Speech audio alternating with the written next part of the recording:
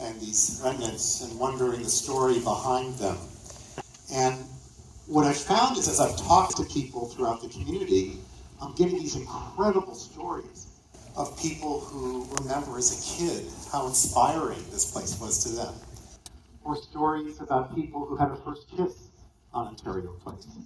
Or people who came here as parents with their children and watching their kids just play and just explore and just feel that they were safe, that this sense of gathering was something very special for this town.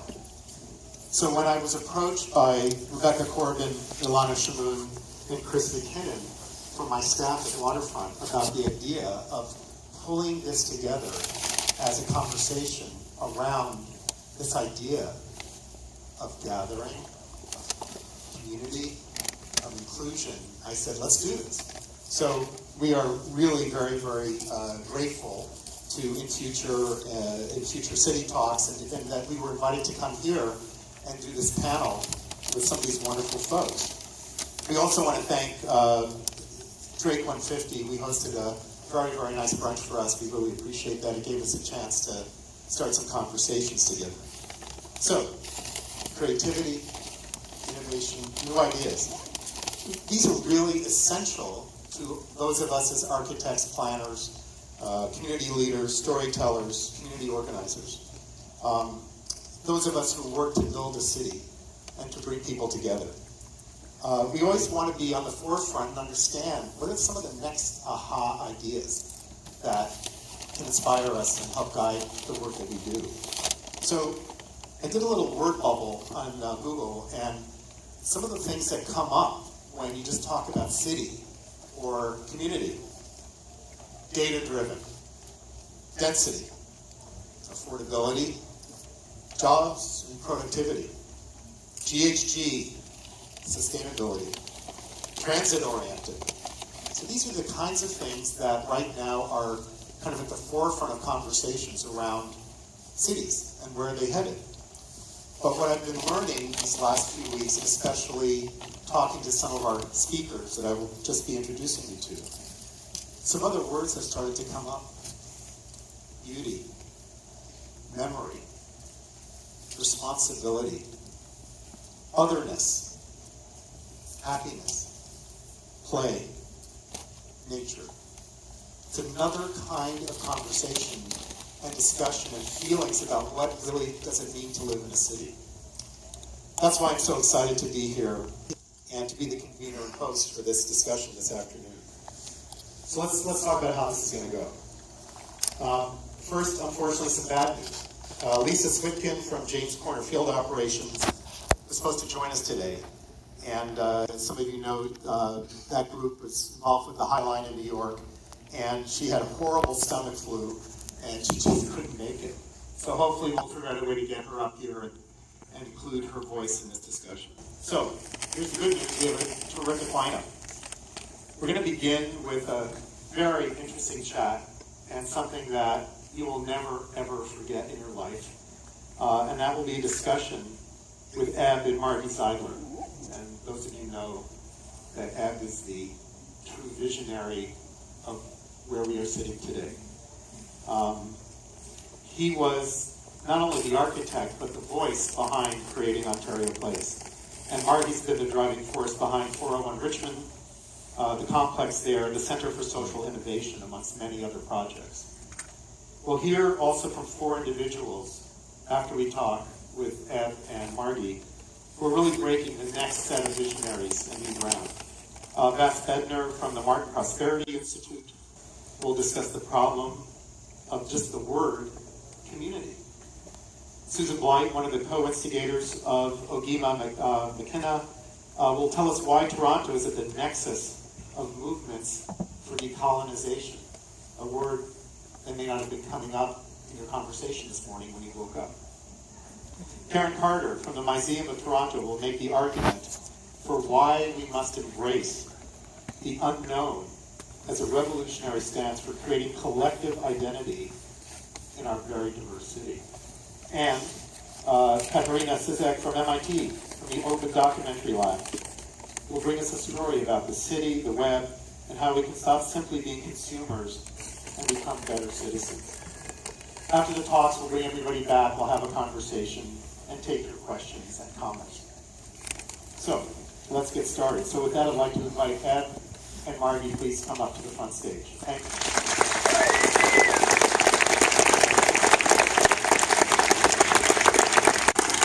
By the way, if you haven't already, put on your cell or put it on vibrate or whatever you need to do on that score. Welcome. Thank you so much. Pleasure. Please. It's in the middle. Margie. Thank you so much.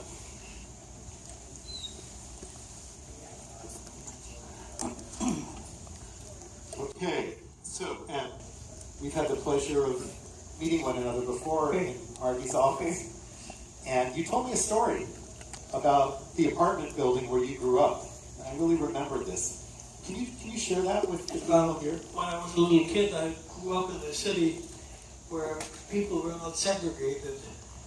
All houses were 4 stories high, and there was a basement. In the basement lived the janitor. In the first place lived the piano nobile.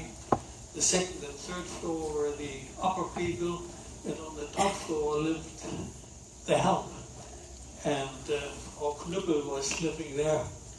And the kids, their kids, and we were great players. And I would at night climb up and sleep up in their bedroom.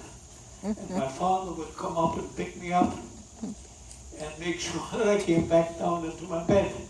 But I hated it because I felt, why should I lie alone in a big room when I could have so much fun with lots of people sleeping in the same room? And that was the thing that I always felt, that was great, people living together, all kinds of people. Poor people, rich people, small people, big people. And that was the idea that I felt was important to mix people. So Ed, was there a connection for you, given that story, with your original idea for Ontario Place? Can you tell us a little bit more about that original idea that came to you? Not really, but it was always the idea that Ontario Place should be a place for all people. They should have a good time. Children should have a good time. Adults should have a good time. Old grandmothers should enjoy going there. And it should be a place where everybody had a good time. So, some people may not remember, I certainly don't, what this place was like before it became Ontario Place. Can you talk about it? There was nothing there. There was water there. And we started with the pavilions. And in order to build the pavilions, we found out that we couldn't build them because we had only a budget of $10 million. And we had budgeted $900,000 for the foundations.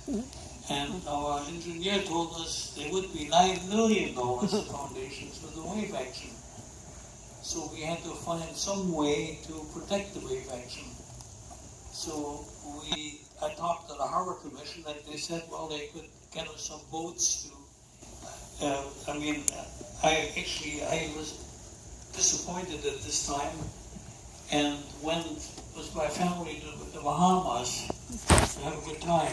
And there we paddled with a little boat on an absolutely calm lake, and in front of us was the ocean.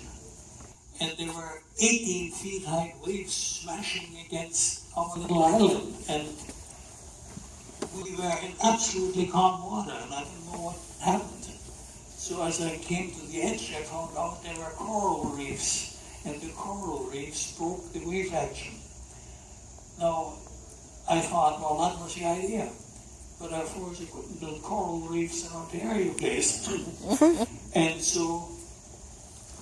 And the problem was we had to build a protection against the waves. And it had to be such a protection that the ship lines that would go by would see that there was a protection there. And it had to be very fast. So the Harbor Commission gave us 3 acres that we filled with sand and drove out in the lake. And it was a funny story. when we did that, Jim Ramsey was a man who was organized by the government to organize the job, and he went and made a big show out of it. So we drove all out in the lake, and the big Lakers were pulled out in the lake, and we were all waiting for the big moment when the Lakers would gurgle down in the water, and nothing happened. They kind of just sat there, and I said, when do they sink? And they said, they're already sunk. And of course what they managed, the engineers, was to fill these Lakers with sand so that they were already at a certain level, and then they built a sandbank where they would be settled these ships on, and so they were only a few centimeters above the sandbank when they floated in, and so when they were finally sunk, they dropped only a few inches.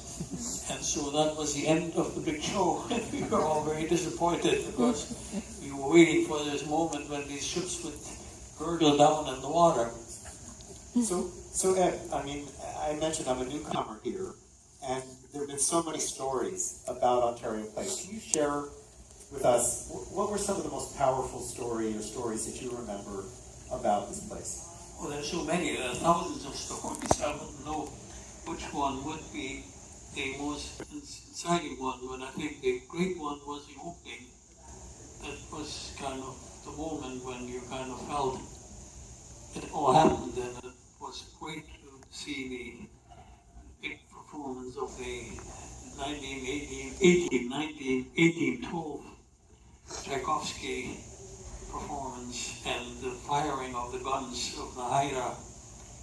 That was great. The Haida, unfortunately, were finally pulled away, but it was a great moment to see that all. So, Ed, see this pen? This is a magic wand. Yeah. I'm going to wave it. So, in your mind, you own this magic wand. What do you think the future of Ontario Place might be? Well, I would like to bring the past back, the original past, not all the contortions that were done with it, but to make it again a place for people to be, to go there and have a good time. Yeah. Okay. So, Margie, I'd like to bring you into this.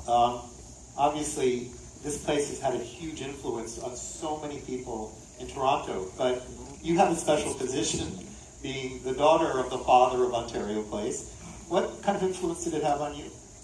Well, it was a terrifically exciting time. We went to the construction site every weekend, and it was pretty special. It was it had many aspects to it. It was a wilderness area. It was a place to be at the water. There were exhibitions, Cinesphere, and it was a great deal of fun, and we went a lot.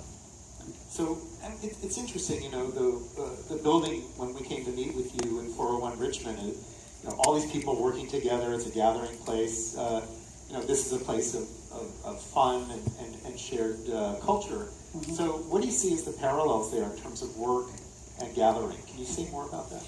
Well, just the ideas of everybody, you know, being very diverse, being inclusive of everyone, you know, and then also having many different types of things going on, arts, environment, everything happens at 401, so it's similar in that way. Yeah, the vibe is fantastic. I'm sure many of you have been there. It's just a wonderful place to be.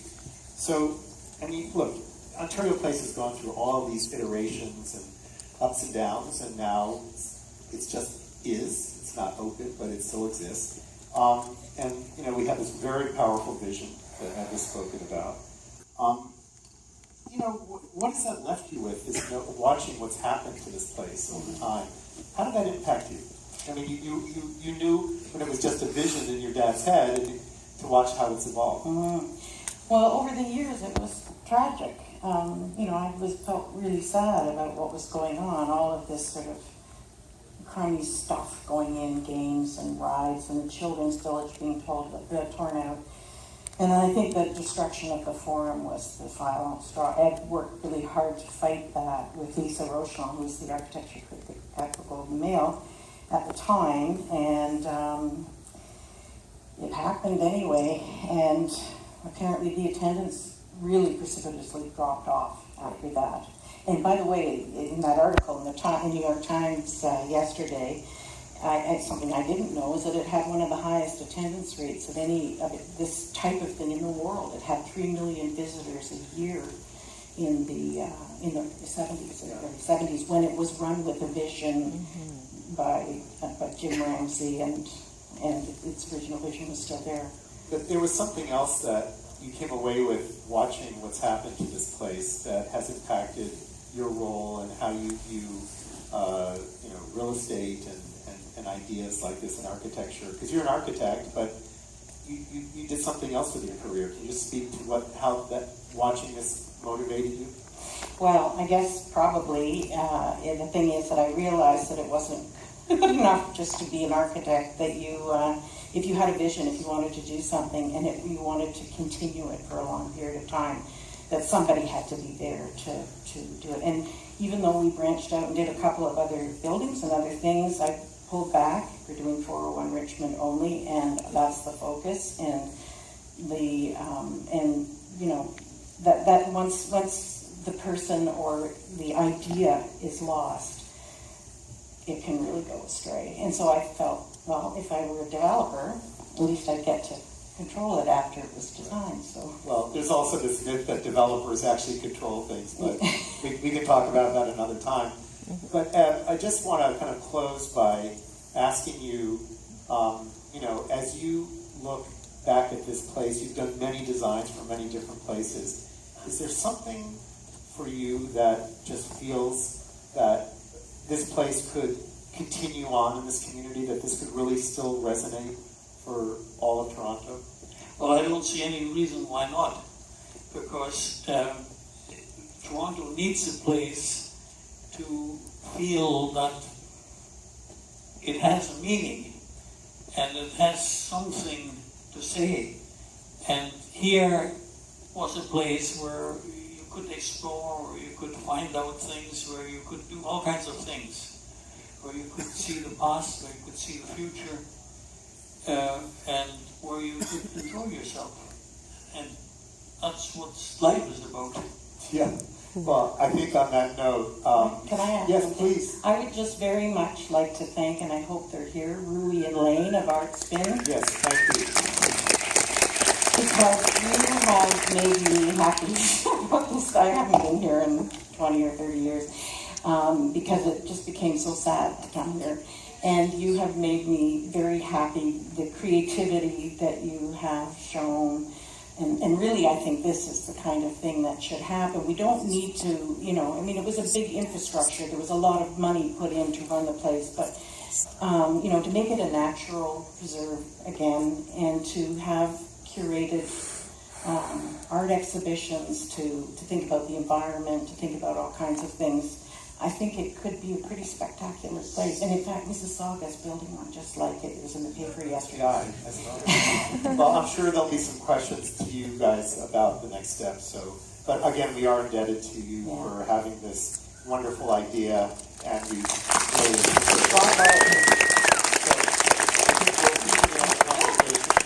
Thank you so much. Thank you. Okay.